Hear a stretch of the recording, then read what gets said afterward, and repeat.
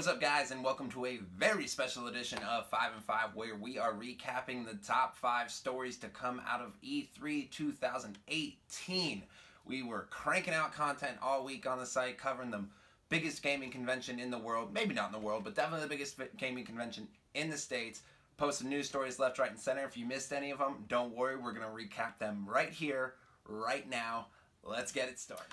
Alright, at the beginning of the week, we did a little predictions article, and I'm pretty sure one of our writers predicted this, but we're going to talk about it anyway. Fortnite is out on the Nintendo Switch. Not only did Nintendo announce that Fortnite was coming to the Switch during their press conference, they released it the same day, which means people flooded to the Nintendo Switch to play Fortnite. Honestly, I don't really get the hype. I tried the game. I just don't get it, but I know it's a phenomenon within the gaming world right now, so it's awesome it's being brought to new players. Even better if you're an Xbox or PC player, because you can import your profile to your Switch and not have to make up any lost time. If you're a PS4 player, go fuck yourself, because Sony doesn't play well with others. Microsoft had themselves a hell of a press conference announcing Halo Infinite, and even though they didn't show gameplay for the new Halo game, it still was awesome to see the Master Chief again. And they also announced the next Gears of War game, simply titled Gears 5, which was actually a huge relief because it came on right after this weird trailer for Gears Funko Pop. I don't really understand it. Even with these killer games, the most surprising announcement from Microsoft was that they had acquired 4 exclusive developers for their platform moving forward. Microsoft announced the acquisition of 4 massive developers that are going to really help them bolster their exclusive library that might actually let them go toe-to-toe with Sony when it comes to console exclusives. They acquired Undead Labs, Compulsion Games, best known for We Happy Few, releasing this August, Playground Games, best known for Forza Horizon, and Ninja Theory, which is huge because they made the phenomenal Suena Sacrifice that was actually a PlayStation 4 exclusive last year. So grabbing Ninja Theory is massive for Microsoft, and I'm sure they're going to create the next killer Xbox exclusive. Then there's the games that we were shown by developers and publishers that we honestly don't know a damn thing about, but everybody can't stop talking about these games anyway. I'm talking first of all about Elder Scrolls 6.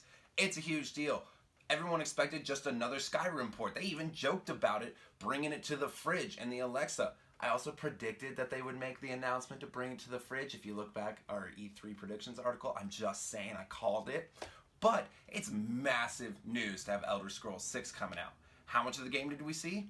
About 7 seconds of basically drone footage. But that didn't stop the internet from going crazy over the next Elder Scrolls game. On top of Elder Scrolls, we saw Death Stranding and even saw some gameplay. And guess what? No one knows what the fuck it's about still. The game honestly looks incredible. It looks haunting, it looks creepy, it looks visceral, and it is so goddamn weird. Nobody can make sense of what's going on. Can anyone ever really make sense of what's going on in Hideo Kojima's head? It doesn't matter. It looks like a fantastic game. It's the talk of the convention, and nobody knows what it's about. So that was a big theme this year. Showing off games to get people excited for games that they still don't know what they are. My personal favorite moment of all of E3 was the fact that we got a heavy dose of The Last of Us Part 2 gameplay. I'm a massive The Last of Us fan. In fact, I kind of love everything Naughty Dog does, but The Last of Us, I'm going to say, is the greatest game ever made. It's the most gripping story ever. It's got excellent controls that really make you feel claustrophobic and trapped. It's just a perfect game. If you haven't played it, go buy it on the PlayStation Store right now. It's $10.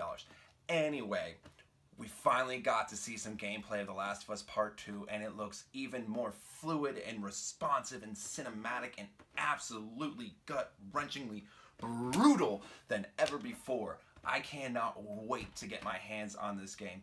Ellie has grown into a 19-year-old badass, and we get this weird dichotomy of the just grossly brutal and hopeless world on the outside versus this newfound sense of love and hope on the inside of this compound that she's living in. It's just incredible. I cannot wait to see more of this game. It looked so good. It blew my expectations out of the water.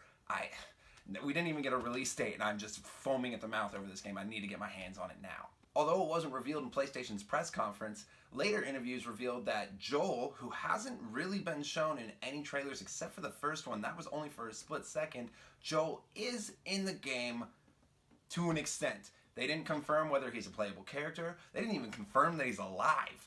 But he's in the game, so that's great. Also, it's been announced that the multiplayer factions is back. That was kind of a little hidden gem within the first game that no one really talked about. If you dove into the multiplayer of The Last of Us, it was awesome. It was really hard and you died a lot, but it was a great tactical cover-based shooter. It was kind of surprising how well the multiplayer works, so I can't wait to see what they do with the multiplayer in part. And the top story coming out of E3 2018 is undoubtedly Cyberpunk 2077. This is a game that was announced all the way back in 2012, and we got our first glimpse of what the game actually would look like this week, and it did not disappoint. Although the trailer we were shown didn't show any actual gameplay, the world looks so realized and alive and crazy and chaotic that it just got every gamer excited for what the game is actually going to be like. Now, there were some members of the press that got treated to a live gameplay demo behind closed door at E3 this year, and while they haven't revealed any of the footage from that gameplay demo, they were able to talk about it, and what they're saying is great. It's a shift from the third-person perspective that fans are used to from CD Projekt Red in The Witcher 3 to a first-person perspective, but from what I've read, it makes sense because you're going from open marshlands and wilderness to really tight urban settings with tight corners and closed off walls. So you kind of need that first-person perspective to get a better feel for the game. On top of the shift to a first-person perspective, people who saw the game in action said that it has a massive RPG feel to it, and that there's really a sense of creation and freedom within the game. You can even have unlimited romantic options. So if you're like me and you just don't like going outside, you can live out a love life inside your room. Who cares? It's 2018. Do your thing. Either way, we got our first glimpse of Cyberpunk 2077 for the first time since it was announced in 2012, and it was the talk of the show. Everybody's excited for it. We can't wait to see some gameplay. It should be absolutely fantastic. That about wraps it up for our coverage of E3 2018. It was a killer year with so many awesome announcements, great gameplay videos. It is a very, very bright future for gamers. As always, subscribe, share, like us on Facebook, follow us on Twitter, visit AIPT Comics every single day. There's always some awesome content going up. Comment below. Let us know what your favorite announcements are. Let us know what your biggest disappointments were. Who knows? Maybe we'll do a biggest disappointments of E3 video, because I'll be honest, I'm pretty upset that EA didn't show off anything related to Star Wars other than a vague title. And I'm sorry, Anthem kind of looks shy. I'm going to stop. We'll save that for a different video. I'll catch you guys for a normal edition of 5 and 5 next Wednesday.